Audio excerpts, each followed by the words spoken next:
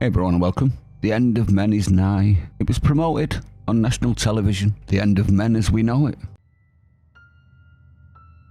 And I do believe that we have rotten politics, and I'm not using that as an exaggeration. Good Morning Britain had this disgrace of a doctor on. One Dr. Weasel Amir Khan that said this. With the worst symptoms of coronavirus tend to be men. And the idea is that estrogen specifically can be protective. What it does is boost your immune system. So your immune system reacts quicker to the virus once it takes hold, and you get less of a severe response. So yes, potentially the contraceptive pill, HRT, can be protective in terms of boosting your immunity and protecting you against the serious signs and symptoms of COVID-19. More research needs to be done because, people are going to think, well, I'll go and get myself one. I'll risk my man boobs maybe and just go and get myself on the contraceptive pill. That's going to be an instinct to people, isn't it? Maybe in your world was it, but not in ours. So basically what he just said is, you were all told to get the vaccine by myself and others because that'll stop you getting COVID. But that was a lie. And you all fell for it. Ha! Now, here's another lie. Sorry, here's another truth. It's definitely not a lie this time. Honest. Trust us, we're the experts. Now, run along and sterilise yourself and grow man titties to save yourself from something with a 99.9% chance of survival. Definitely not for population control, this, everyone. Definitely not. That's a conspiracy. Now, you're probably wondering what estrogen does to men. You might be wondering it as it's a female hormone. So I'll tell you. Although estrogen is primarily found in a woman's body, it plays an important role in a man's body as well. Although produced in smaller amounts, estrogen plays a part in both libido and sperm production. You see where there's an issue already on this, gentlemen? When estrogen levels drop too low, estrogen supplements may be used to help raise the concentration back to normal level. However, too high a level of estrogen can create physical and emotional side effects in men.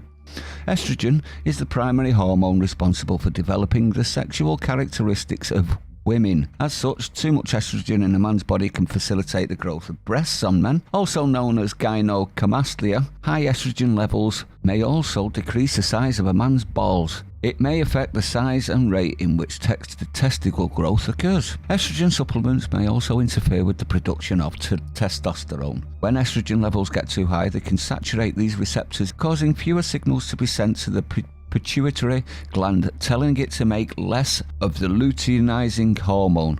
Estrogen has been shown to both increase the production of norepinephrine as well as decrease the amounts of dopamine being produced in the body. Both of these neurotransmitters significantly contribute to mood stabilization. A decrease in dopamine can cause depression, while an increase in norepinephrine can lead to agitation. So it's going to mess with your mood swings as well. Estrogen supplements also can cause a drop in libido, which is sex drive in men. Libido is largely dependent on the levels of testosterone in the body.